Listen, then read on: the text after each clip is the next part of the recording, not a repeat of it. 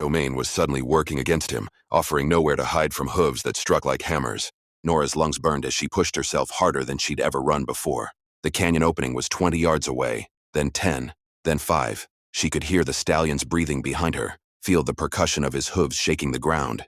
If she stumbled now, if she missed the narrow entrance by even inches, those hooves would find her. She dove through the gap just as the stallion reached her, his momentum carrying him past the opening.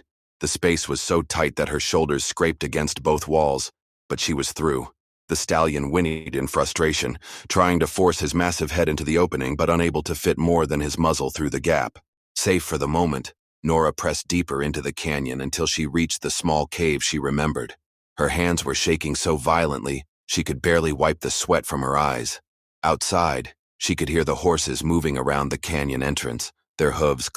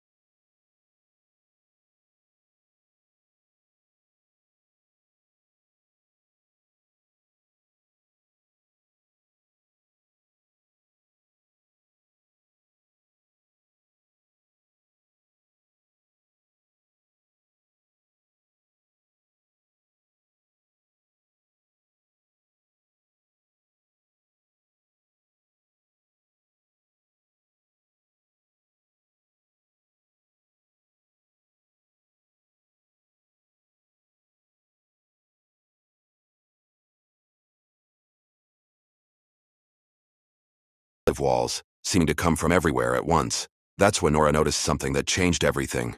Behind Ezra, framed in the cave entrance, she could see the stallion's massive head. The wild horse had found a way to position himself at the canyon opening, and his dark eyes were fixed on the cave where they'd taken shelter. He couldn't fit through the entrance, but he was watching, waiting. More importantly, she realized that Ezra hadn't seen the stallion yet. His attention was entirely focused on her, his back turned to the entrance. The horse was close enough that she could see the intelligence in those dark eyes, the way they seemed to assess the situation with predatory patience. Ezra reached for her, his thick fingers stretching toward her throat, and Nora made a decision that required more courage than anything she'd ever done in her 16 years. Instead of shrinking away from him, she did the opposite. She screamed as loud as her lungs would allow, the sound echoing off the cave walls and exploding out into the desert like a war cry. The effect was immediate and catastrophic. Ezra spun around just in time to see the stallion rearing up at the cave entrance, his front hooves coming down like sledgehammers. But this time there was no room to dodge. The cave entrance funneled all that wild fury into a space barely wide enough for one person. If you're enjoying the story, subscribe to the channel. What happened next would haunt Nora's dreams for the rest of her life, but it would also set her free from the nightmare that had been her stepfather. The stallion's hooves found their target with devastating precision. Ezra's scream cut off abruptly as the impact drove him backward into the cave wall with a sickening crack. He crumpled to the rocky floor, his body twisted at an angle that told Nora everything she needed to know. The man who had terrorized her family was never going to hurt anyone again. But the stallion wasn't finished. Something primal and territorial had been triggered by Ezra's presence, and the wild horse continued to strike at the cave entrance, his hooves splintering against stone as he tried to reach the man who had invaded his domain.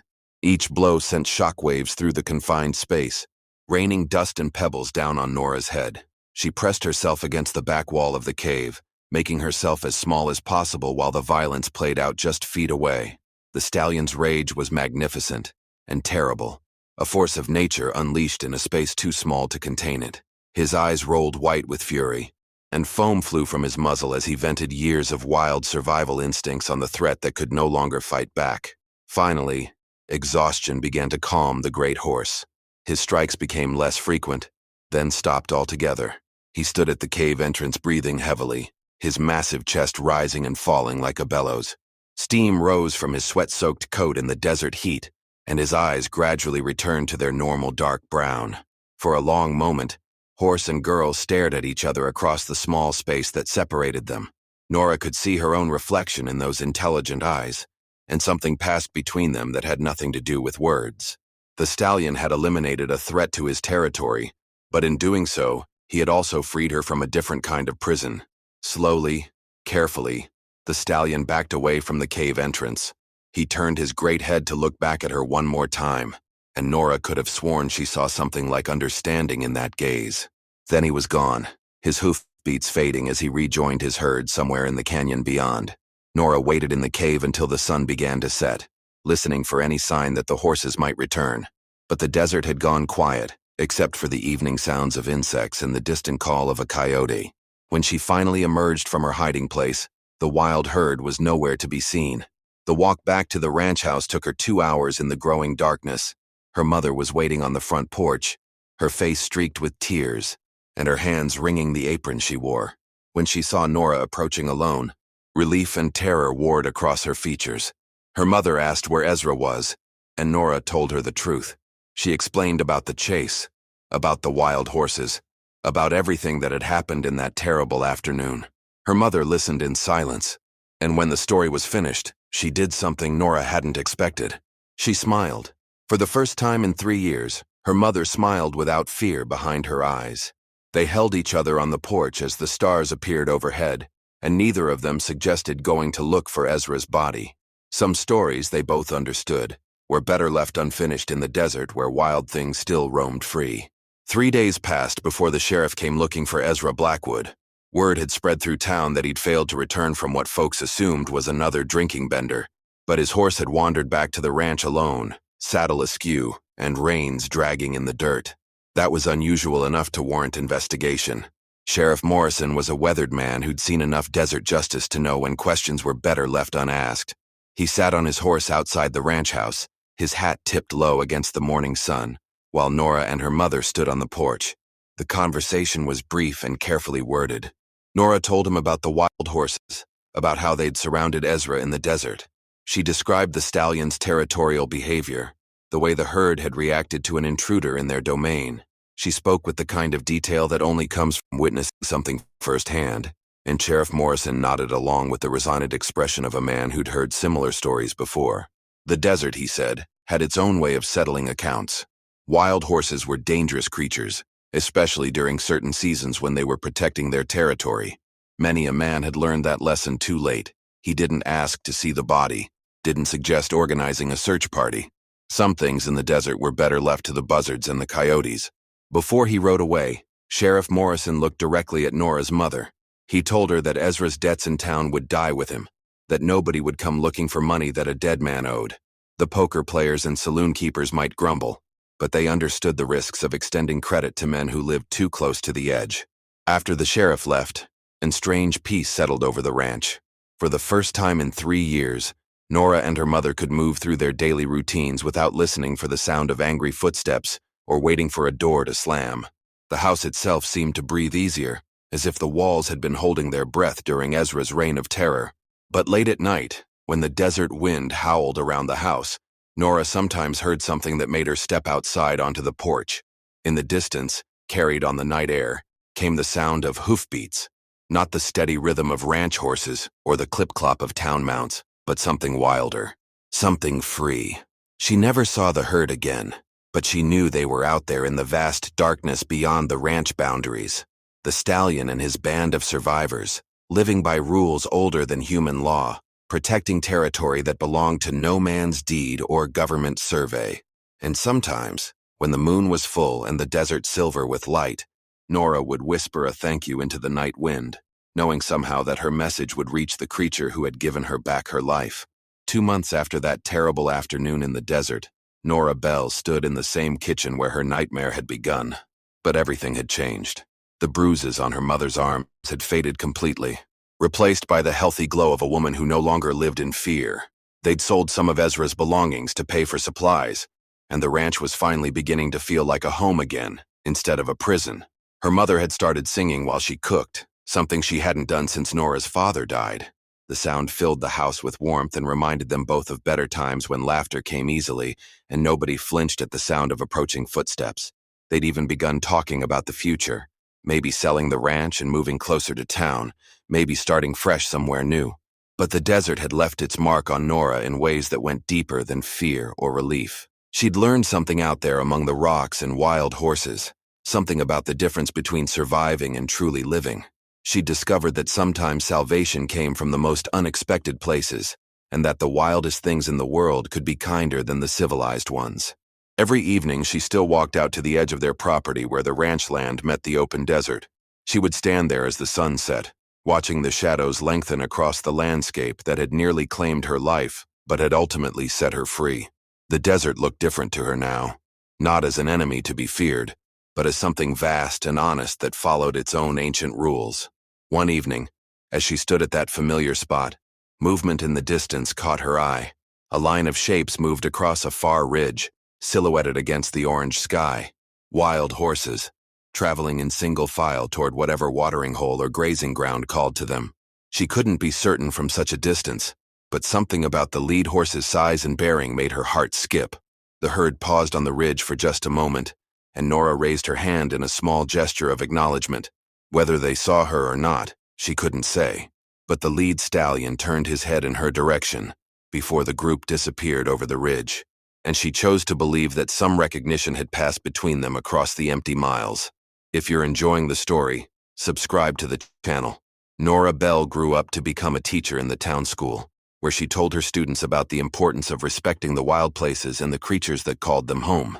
Her mother remarried a gentleman who brought laughter back into their lives and never raised his voice above a whisper. They never spoke of Ezra Blackwood again, as if the desert wind had blown away not just his body, but every trace of the darkness he'd brought into their world. And somewhere in the vast Arizona wilderness, a black stallion continued to lead his herd across territories that knew no human boundaries, living proof that some things in this world would never be tamed, never be broken, and never stop fighting for their freedom. Now click on the video on the screen to hear a story even better than this one, with courage so raw and justice so fierce. It'll make your heart race and your soul remember what it means to never give up. Click on the video now. There has never been more chatter about using artificial intelligence for creation. In this video, we're going to talk about how to use AI for books without infringing on copyright. Did you know that Elon Musk wants to take away copyright laws, and so does Sam Altman? Sam Altman is one of the founders of OpenAI. What is happening in the AI space is that it's rapidly going so quickly that it's very difficult for laws to be orchestrated or even, bills to turn into laws. Yesterday, I watched a video about a judge. It was judiciary committee talking to all these AI experts that so many people are breaking the law, like doing deep fakes and getting people arrested and wire fraud. And it needs to be combated with AI. Like to fight AI, you have to use AI. It's super fascinating. And in this video, we're going to talk about the 3 ways that you are protected from infringing on someone else's copyright.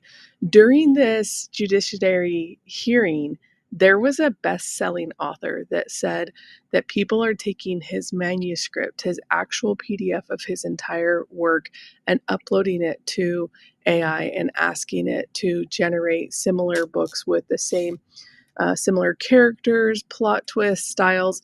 And his son actually showed him this and read him a chapter created from AI. And this author, David, was shocked.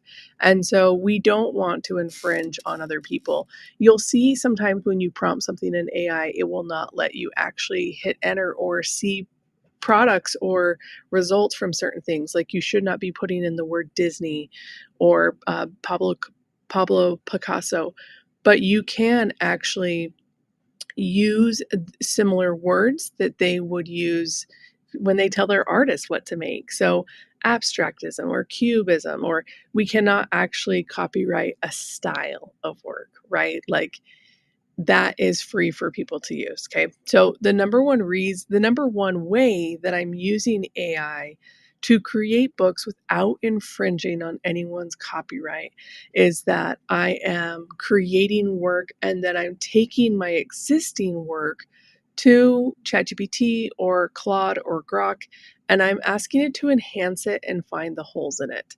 I have a friend that recently uploaded their resume to ChatGPT and asked it, "Hey, treat me like you are a recruiter. I want to see all of the things that you would find me not hireable for, and I want you to help me fix it."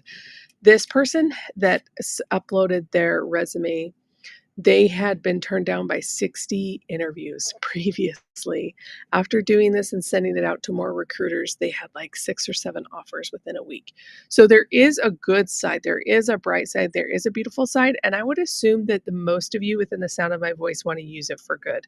And if you are one of those people who don't, I think by the end of this video, you'll see the power of that. One of the most important aspects of using AI is that we can go faster. But there are still copyright laws, and those protect us, which means it protects our income and our brand and our IP, right? Okay, so that's number one. Number one is take existing content that you created to the computer to help you. And this is something that if you can start with words, right? You can start with joke books or riddle books. You can start and ask AI to help you fill in the gaps and figure out what to do to make it better. Because at the end of the day, when you do apply for copyright, you do need to disclose all the ways that it was generated and created, right? And you want to be able to disclose that. Now, a couple months ago, Amazon just used to ask you if it was AI generated or AI assisted when you uploaded a book. And now they're getting a little bit granular. They want to know, did you use images? If so, did you edit them? If not, you click entire images, no editing. If you used text or anything like that, if you didn't edit it, you disclose that. So they're getting a little bit more. They want to know about images, text, and translations. Okay. So that is the first thing to use AI with copyright in a safe way. The second one is actually my favorite.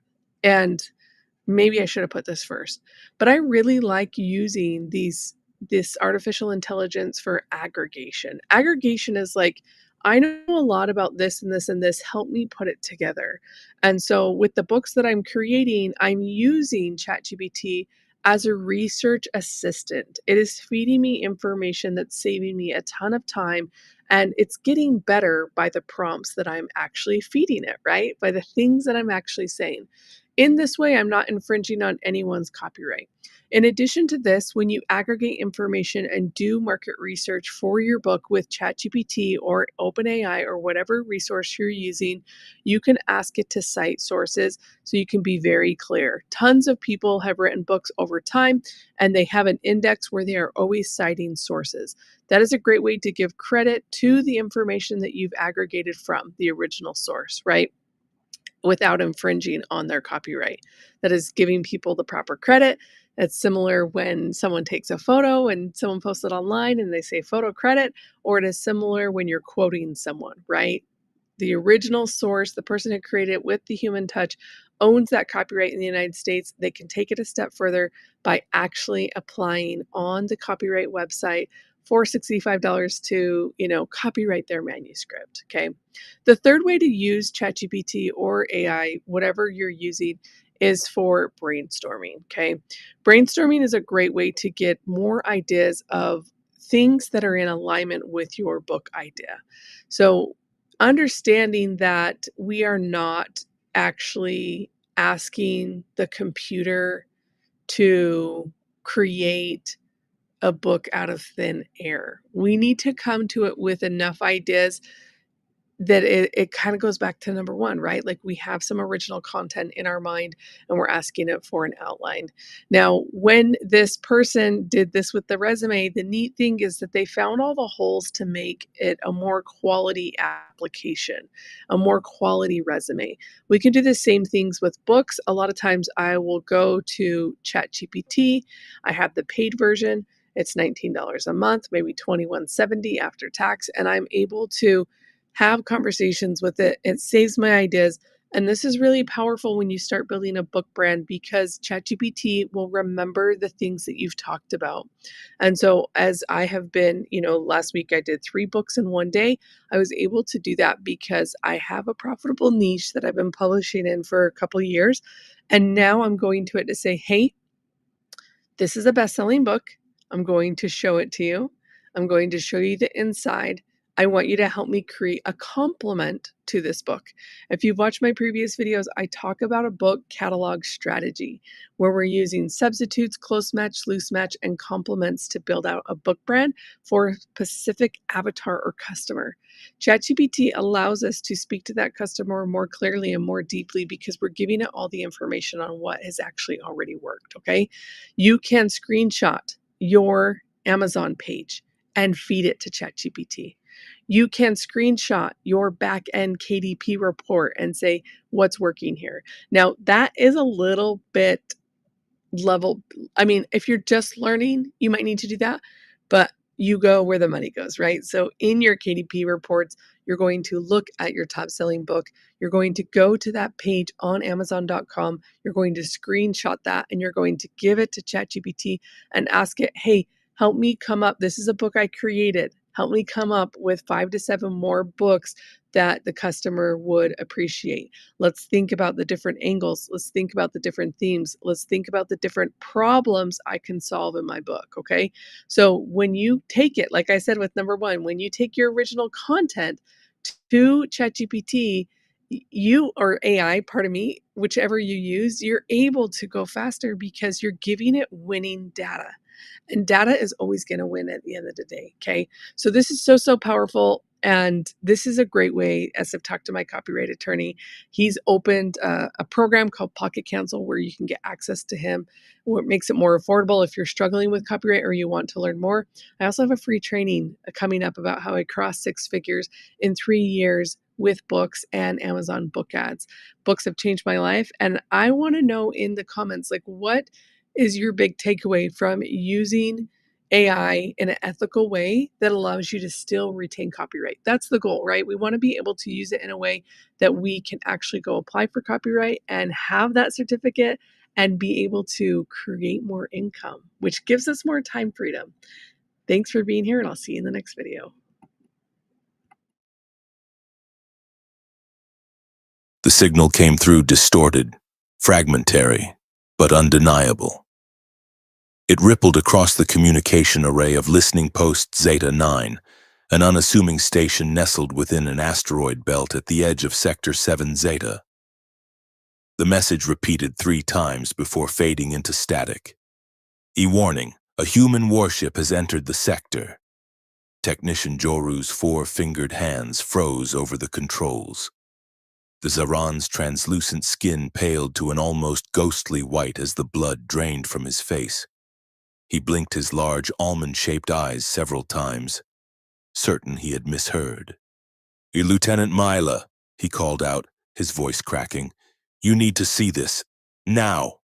Lieutenant Mila Tarn had been reviewing signal patterns from the disputed region between the Imperial Threx Dominion and her own people, the Zaran Collective, when Joru's panicked voice echoed through the small monitoring chamber. She rose from her station, her tall, willowy frame gliding across the room with the characteristic fluid grace of her species. What is it? She asked, her voice carrying the melodic cadence typical of Zaren's. A signal, I think, but it can't be right. Joru's hands trembled as he replayed the message. The words slithered through the speakers once more. Warning, a human warship has entered the sector. The monitoring chamber fell silent. Even the ambient hum of the station's life support system seemed to recede. Have you verified the authenticity? Mila asked, her professional composure masking the chill that ran down her spine. 3 times. Different algorithms. It's genuine, Joru whispered. But humans, they haven't been seen in what, 70 years? Not since the Eclipse War. Mila leaned forward, studying the signal's pattern. As the station's linguistics and cryptography specialist, she recognized the transmission protocols, ancient by current standards but unmistakably human in origin. Alert command, priority alpha. I want this signal isolated and protected from any outside interference. Her voice was steady, betraying none of the questions racing through her mind. Humans. The word itself carried weight, mythology, fear. Should we notify the Threx? This is a disputed sector. Their patrols might have picked it up too. Joru asked. A command will decide that, Mila replied, though she knew what would happen if the Threx Dominion discovered a human presence.